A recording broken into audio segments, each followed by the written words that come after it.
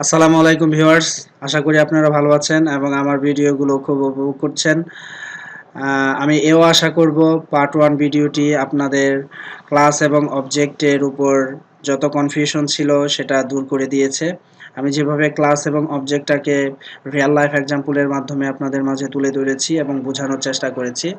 আমি আমি সামনের ভিডিওগুলো বিভিন্ন টপিকের উপর যে ভিডিওগুলো আমি বানাবো সেগুলো ইফেক্টিভ এক্সাম্পলের মাধ্যমে আপনাদের বোঝানোর চেষ্টা করব।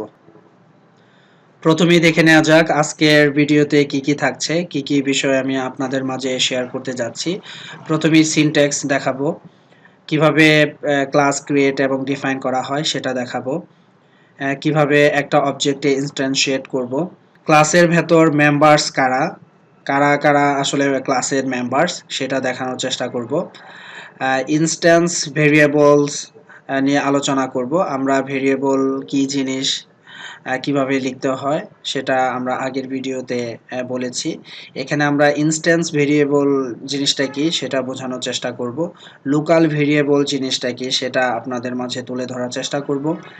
ইনস্ট্যান্স ভেরিয়েবলের অ্যাক্সেসিবিলিটি, মানে ইনস্ট্যান্স ভেরিয়েবলটা আমরা কোন কোন জায়গা থেকে অ্যাক্সেস করতে পারি, কিভাবে অ্যাক্সেস করতে পারি, সেই জিনিসগুলো দেখানোর চেষ্টা করব।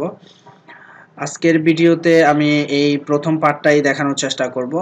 দ্বিতীয় পার্টে আমি দেখাবো ইনস্ট্যান্স ভেরিয়েবলসের লাইফ টাইম। একটা ভেরিয়েবল কতক্ষণ জীবিত থাকবে সেটা আমি বোঝানোর চেষ্টা করব। এবং একটা ক্লাসের ভেতর আমরা কিভাবে মেথডগুলোকে অ্যাড করব, কিভাবে মেথডগুলো লিখব সেটা দেখাবো। কনস্ট্রাক্টর নিয়ে আলোচনা করব। কনস্ট্রাক্টর জিনিসটা কি, কিভাবে কনস্ট্রাক্টর লেখে, ডিফল্ট কনস্ট্রাক্টরটা কি সেটাও দেখানোর চেষ্টা করব। তারপর আমরা আমাদের প্রয়োজন অনুযায়ী কাস্টম কনস্ট্রাক্টর কিভাবে বানাবো, একাধিক কনস্ট্রাক্টর কিভাবে তৈরি করব সেটা আমরা দেখাবো। আরেকটা টপিক সিনট্যাকটিক সুগার কনস্ট্রাক্টর জিনিসটা কি, কিভাবে আমাদের কোডিং স্টাইলকে এটা অনেক ইজি করে, কিভাবে শর্ট করে সে জিনিসটা আমরা দেখব। এবং শেষমেশ আমরা দেখব name name constructor.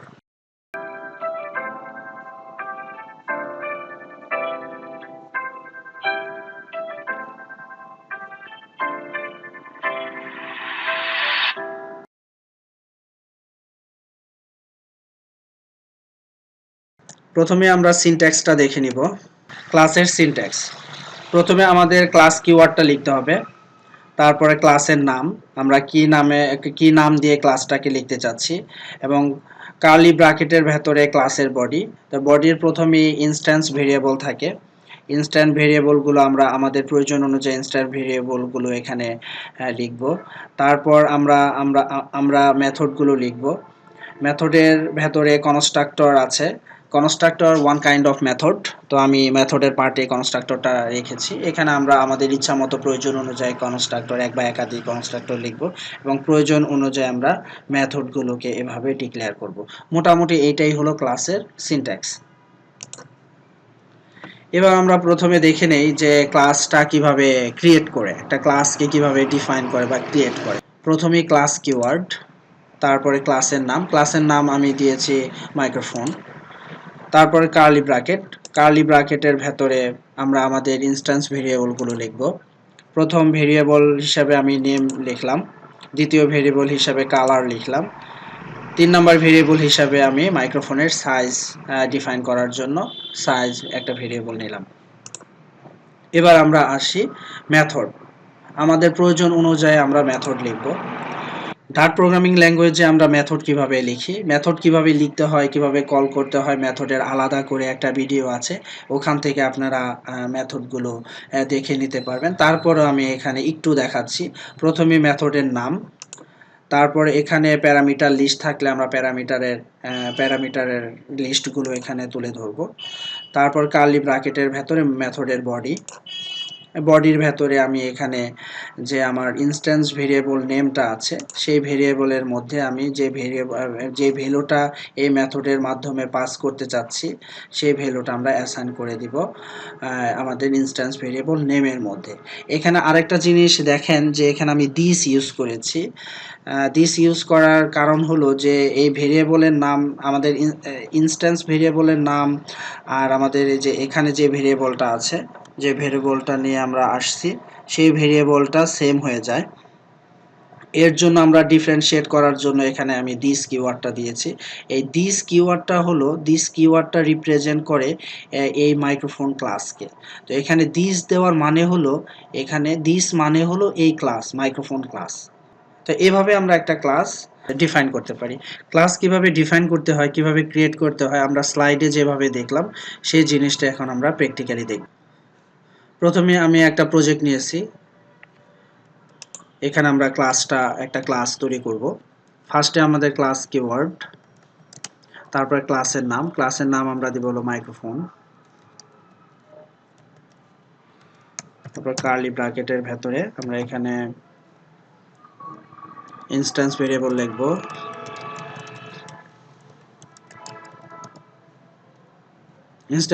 Instance variable হিসেবে প্রথম আমরা লিখি নেম, দেন লিখি কালার, দেন সাইজ ডিক্লেয়ার করার জন্য ইন্টিজার টাইপের একটা ভেরিয়েবল নিচ্ছি সাইজ। এবার আমরা একটা মেথড লিখি। প্রথমে আমরা একটা মেথড নেই সেট নেম, যেটার মাধ্যমে নামটাকে সেট হবে। এখানে আমরা একটা ভ্যালু পাস করব নেম নামে, সেই ভ্যালুটা আমাদের ইনস্ট্যান্স ভেরিয়েবলের মধ্যে গিয়ে স্টোর হবে। আমরা ইনস্ট্যান্স ভেরিয়েবলটার মধ্যে ইনস্ট্যান্স হবে, যেহেতু আমাদের ভেরিয়েবল দুইটা সেম, নাম সেম, সেটা ডিফারেন্ট করার জন্য আমাদের ইনস্ট্যান্স ভেরিয়েবলের আগে আমরা দিস কিওয়ার্ডটা দিলাম, তারপরে হলাম নেম। এভাবে আমরা ক্লাস লিখতে পারি। এখানে আমি চাইলে আরো মেথড করতে পারি শো নেম, যেটার মাধ্যমে নামটা শো করবে। আমি আরো একটা মেথড নিতে পারি সেট কালার সেট করার জন্য মাইক্রোফোনের। এবার আমরা একটা ভেরিয়েবল ইনস্ট্যান্সিয়েট করব। প্রথমে আমরা একটু স্লাইডটা দেখে আসি। প্রথম ভিডিওগুলোর মাধ্যমে ভেরিয়েবল কিভাবে লিখতে হয় সেটা আমি দেখাইছি। এখানে যেহেতু আমরা একটা অবজেক্ট ইনস্ট্যান্সিয়েট করব, সেটাও একটা ওয়ান কাইন্ড অফ ভেরিয়েবল। ফার্স্টে হলো var কিওয়ার্ড, তারপরে হলো আমার ভেরিয়েবল মানে অবজেক্ট ভেরিয়েবলটার নাম দিতে হবে। এখানে আমি অবজেক্ট ভেরিয়েবলের নাম দিলাম মাইক, দেন অ্যাসাইনমেন্ট অপারেটর এবং কনস্ট্রাক্টর নেম। কনস্ট্রাক্টর সেকশনে আমি কনস্ট্রাক্টর ডিটেলস আমি বলবো যে কনস্ট্রাক্টরটা কি। তো এভাবে আমরা একটা অবজেক্ট ইনস্ট্যান্সিয়েট করতে পারি। এবার আমরা প্র্যাকটিক্যাল একটু দেখে আসি। প্রথমে var কিওয়ার্ড, এবার অবজেক্টের নাম মাইক, এবার কনস্ট্রাক্টর। ডার্ট ভার্সন 1-এ এখানে নিউ কিওয়ার্ডটা লিখতে হতো, যেমন আমরা অন্যান্য প্রোগ্রামিং ল্যাঙ্গুয়েজে যারা আছি তারা যেমন জাভা প্রোগ্রামিং যারা করি তারা নিউ কিওয়ার্ডটা লিখতে হয়। তো নিউ কিওয়ার্ডটা আসলে অপশনাল, না লিখলেও কোনো সমস্যা নাই। ডার্ট ভার্সন 2 থেকে নিউ কিওয়ার্ডটা অ্যাভয়েড করলেও কোনো সমস্যা হয় না, বা লিখলেও কোনো ব্যাপার না। এবার আমাদের একটা ভেরিয়েবল ইনস্ট্যান্সিয়েট হয়ে গেল। এই ক্লাসের আমরা একটা ভেরিয়েবল ইনস্ট্যান্সিয়েট করলাম ঠিক এই ওয়েতে। এবার আমরা দেখব যে ক্লাসের মেম্বার কারা কারা আসলে ক্লাসের মেম্বার হতে পারে। তো ক্লাসের মেম্বার হলো দুইটা, এক হলো ইনস্ট্যান্স ভেরিয়েবলস আর হলো ফাংশন। এগুলো ইউজ করার জন্য আমরা অবজেক্টের পরে ডট ইউজ করব। যেমন আমি দেখি এখানে যে আমাদের একটা মাইক্রোফোন ক্লাস আছে, সেই ক্লাসের আমরা একটা অবজেক্ট তৈরি করলাম মাইক নামে। সেই মাইক অবজেক্ট দিয়ে এই ক্লাসের মেম্বার ভেরিয়েবলগুলো যেমন নেম, কালার, সাইজ এবং মেম্বার মেথডগুলো যেমন set name, set show name এবং সেট কালার, এইগুলোকে আমরা অ্যাক্সেস করার জন্য ডট ইউজ করব। যেমন এখানে সেট নেম ফাংশনটাকে ইউজ করা হয়েছে। ডট কিওয়ার্ড ইউজ করে আমরা এই মেম্বার ভেরিয়েবল নেমটাকে ইউজ করলাম এবং সেটা ইউজ করে প্রিন্ট করে দিলাম। এভাবে মেম্বার ভেরিয়েবলগুলো বা মেম্বার ফাংশনগুলো অ্যাক্সেস করার জন্য আমরা ডটটাকে ইউজ করব। এবার আমরা দেখব ইনস্ট্যান্স ভেরিয়েবল। আমরা ভেরিয়েবল সম্পর্কে জানি, এবার আমরা ক্লাসের মধ্যে ইনস্ট্যান্স ভেরিয়েবল জিনিসটা কি সেটা আমরা দেখব। In object oriented programming with class, a instance variable is a variable defined in a class but outside of constructor, method or blocks. এখানে দেখেন তিনটা ভেরিয়েবল আছে, নেম, কালার এবং সাইজ। এগুলো কিন্তু কোনো কনস্ট্রাক্টর, মেথড বা ব্লকের ভেতরে নাই, এগুলো কিন্তু ডিরেক্ট ক্লাসের মধ্যে। তো এই ধরনের ভেরিয়েবলকেই ইনস্ট্যান্স ভেরিয়েবল বলে। আর এই ইনস্ট্যান্স ভেরিয়েবলগুলোকে অনেক সময় মেম্বার ভেরিয়েবলও বলা হয়। এবার আমরা দেখে নেই যে লোকাল ভেরিয়েবলগুলো কি কি। ইনস্ট্যান্স ভেরিয়েবলগুলো আমরা দেখলাম যে ক্লাসের ভেতরে থাকে। এবার লোকাল ভেরিয়েবলগুলো হলো যদি সেটা কনস্ট্রাক্টর, মেথড এবং কোনো ব্লকের ভেতরে থাকে সেগুলোকে লোকাল ভেরিয়েবল বলে। যেমন এই যে এখানে সেট ভলিউম মেথডের ভেতরে ভলিউম নামে যে একটা ভেরিয়েবল আছে, সেই ভেরিয়েবলটা হলো লোকাল ভেরিয়েবল। এবার আমরা দেখব ইনস্ট্যান্স ভেরিয়েবলের অ্যাক্সেসিবিলিটি। ইনস্ট্যান্স ভেরিয়েবল কিভাবে এবং কত জায়গা থেকে অ্যাক্সেস করা যায়, এবং লোকাল ভেরিয়েবলগুলোরও লিমিটেশন আমরা দেখব যে এটা কতটুক অ্যাক্সেসিবিলিটি আছে। ইনস্ট্যান্স ভেরিয়েবল আর created when an object is instantiate. যখনই একটা অবজেক্টকে আপনি ইনস্ট্যান্সিয়েট করবেন তখনই ইনস্ট্যান্স ভেরিয়েবলগুলো ক্রিয়েট হয়ে যায় এবং এর জন্য মেমোরিতে আলাদা আলাদা করে ভেরিয়েবল অনুযায়ী আলাদা আলাদা করে মেমোরিতে জায়গা তৈরি হয়ে যায়। ইনস্ট্যান্স ভেরিয়েবল আর accessible to the constructor, method এবং ব্লকস ইন দ্য ক্লাস। এই ইনস্ট্যান্স ভেরিয়েবলগুলোকে আপনি যে কোনো এই ক্লাসের ভেতরে যে কোনো মেথড, যে কোনো কনস্ট্রাক্টর, যে কোনো ব্লক থেকে এগুলোকে আপনি ইজিলি অ্যাক্সেস করতে পারবেন। কিন্তু এই লোকাল ভেরিয়েবলটাকে আপনি এই মেথডের বাইরে বা এই স্কোপের বাইরে আপনি ইউজ করতে পারবেন না। এটাই হলো ইনস্ট্যান্স ভেরিয়েবল এবং লোকাল ভেরিয়েবলের মধ্যে অ্যাক্সেসিবিলিটির পার্থক্য। শুধু তাই নয়, এই ইনস্ট্যান্স ভেরিয়েবলকে আপনি অন্য ক্লাস থেকেও অ্যাক্সেস করতে পারবেন। কিন্তু এই মেথডের ভেতরে বা কনস্ট্রাক্টরের ভেতরে বা কোনো ব্লকের ভেতরে যে ভেরিয়েবলগুলো আমরা লিখি, সেই ভেরিয়েবলগুলো কিন্তু ওই মেথডই সীমাবদ্ধ। অন্য কোনো মেথড থেকে আরেকটা মেথডের ভেরিয়েবলগুলোকে আমরা কখনোই অ্যাক্সেস করতে পারবো না। আমরা একটু পরে দেখব স্লাইডারে। এতক্ষণ আমরা যে জিনিসগুলো দেখলাম, এখন আমরা প্র্যাকটিক্যালি দেখার চেষ্টা করব। ফার্স্টে ডটের ইউজটা করব, তারপর আমরা ইনস্ট্যান্স ভেরিয়েবল অ্যাক্সেসিবিলিটি এবং সাথে আপনার লোকাল ভেরিয়েবলটাও থাকবে, লোকাল ভেরিয়েবলের অ্যাক্সেসিবিলিটিও দেখানোর চেষ্টা করব আমি। ফার্স্টে আমরা ডট ইউজ করে এই ক্লাসের মেম্বারগুলো ইউজ করব। যেমন এর মেম্বার আমরা জানি যে ক্লাসের মেম্বার হলো ইনস্ট্যান্স ভেরিয়েবল এবং মেথডগুলো। এখানে যেই মাইক্রোফোন ক্লাসটা আছে সেই ক্লাসের একটা অবজেক্ট তৈরি করা হয়েছে মাইক নামে। এই মাইকের সাথে আমরা ডট ইউজ করে এর মেম্বার গুলো আমরা ইউজ করব। মাইক ডট, আমরা এর একটা মেথড আছে, সেই মেথডটাকে ইউজ করি সেট নেম। এখানে আমি মাইকের একটা নাম সেট করি। এখানে আমি যেই মেথডের মাধ্যমে একটা ভ্যালু সেট করলাম, সেই ভ্যালুটা এই ইনস্ট্যান্স ভেরিয়েবলের মধ্যে জমা হয়ে যাবে। এই ইনস্ট্যান্স ভেরিয়েবলের জন্য মেমোরিতে যে জায়গা অ্যালোকেট করা হয়েছে, যখন আমি এর অবজেক্টটাকে ইনস্ট্যান্সিয়েট করছি তখন সেই জায়গাটায় এই ডাটাটা ঢুকে যাবে। এবার আমরা এই ইনস্ট্যান্স ভেরিয়েবলটাকে প্রিন্ট করে দেখব। আমরা ঠিক এই ডট ইউজ করে এই ইনস্ট্যান্স ভেরিয়েবলটাকে ইউজ করব।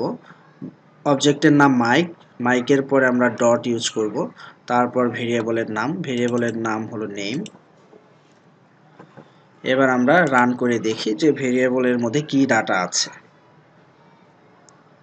আমরা দেখতে পাইলাম আমরা সেট নেম মেথডের মাধ্যমে যেই ডাটাটাকে এখানে পুশ করেছি, আমাকে সেই ডাটাটাই এই ভেরিয়েবল প্রিন্ট করে দেখাইছে।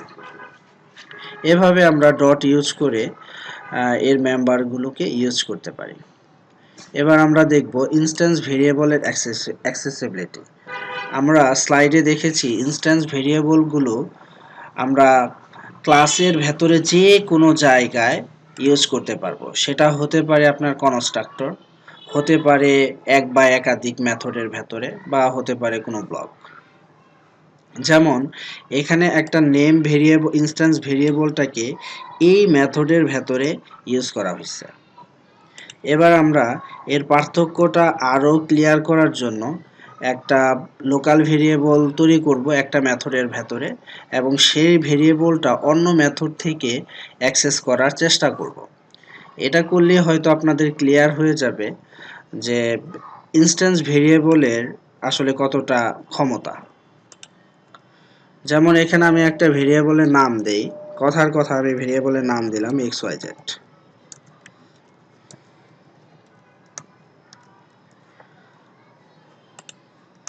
যেখানে একটা লোকাল ভেরিয়েবল তৈরি করি, ভেরিয়েবলের নাম হতে পারে কাউন্ট, যেটার ভ্যালু হিসাবে আমি সেট করলাম 10। আমি এই ভেরিয়েবলটাকে শুধু এই মেথডেই ভেতরেই অ্যাক্সেস করতে পারবো। যেমন আমি এটাকে প্রিন্ট করে দেখাই,